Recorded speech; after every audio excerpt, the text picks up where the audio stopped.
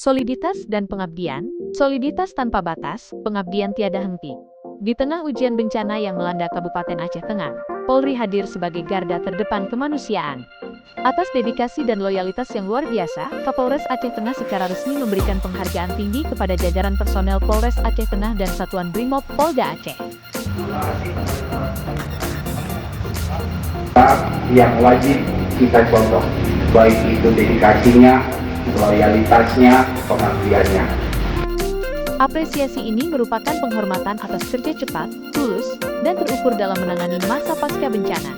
Sinergi yang kokoh antara Polres Aceh Tengah dan Brimob Polda Aceh telah menjadi pilar utama dalam kecepatan pemulihan wilayah. Kehadiran Satuan Brimob pun terbukti memperkuat stabilitas dan memberikan rasa kemanusiaan yang nyata bagi warga. Penghargaan ini bukan sekadar simbol, melainkan pengingat bahwa Polri adalah pelayan yang sigap di saat darurat dan pelindung yang tulus di setiap saat. Polres Aceh Tengah dan Brimob Polda Aceh mengabdi dengan hati, melindungi dengan aksi.